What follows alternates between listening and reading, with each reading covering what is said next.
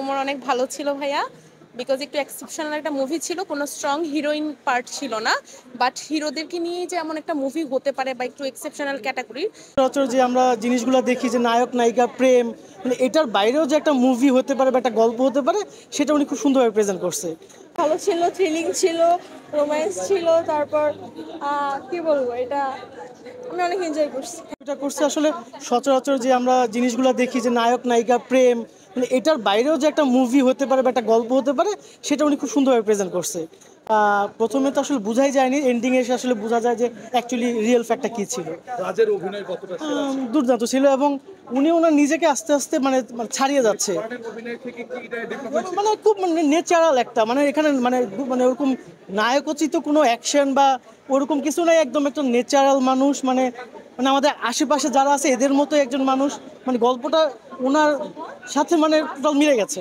হ্যাঁ, ওমর অনেক ভালো ছিল ভাইয়া, বিকজ একটু এক্সেপশনাল একটা মুভি ছিল, কোনো স্ট্রং হিরোইন পার্ট ছিল না, বাট হিরোদেরকে নিয়ে যে এমন একটা মুভি হতে পারে বা একটু এক্সেপশনাল ক্যাটাগরির, বাংলাদেশে আসলে এমন মুভি তাহলে এই হওয়া খুব সিনেমায় দরকার। ধরে নিতে পারি গল্পই হিরো। হ্যাঁ, গল্পই হিরো আসলে। রায়হান রাফি টাইপের যে মুভিগুলোতে আমরা নর্মালি হচ্ছে স্টোরি বেসড দেখি, এই সিনেমাটাও তাই হয়েছে। অভিনয় কতটা মন জয় করে গেছে? একটা জিনিস যেটা বলতে চাই সেটা হচ্ছে শরীফুল রাজ তাকে অ্যাকচুয়ালি সব ক্যারেক্টারে মানায়।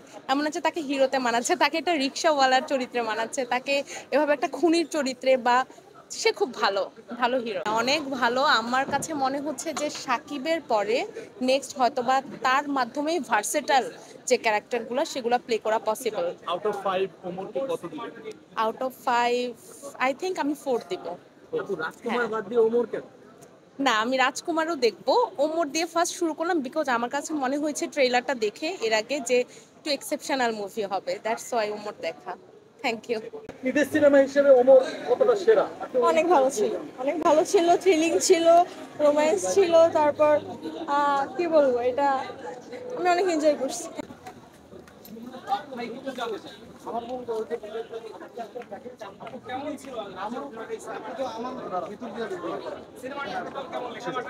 হ্যাঁ, ভালো, রহস্য ভরা ছিল একটু, লাস্ট টাইম অনেক ভালো লাগছে। ওমর হচ্ছে ঈদের সিনেমা হিসেবে কতটা সেরা? ভালোই, খারাপ না। আমরা দেখেছি পরানের আজকে ব্যতিক্রম, এখানে ওমর আসলে কেমন? একটু ডিফারেন্স, পরান থেকে একটু ডিফারেন্স। কতটা মানে এই সিনেমা কতটা সফলতা অর্জন করে মনে হচ্ছে?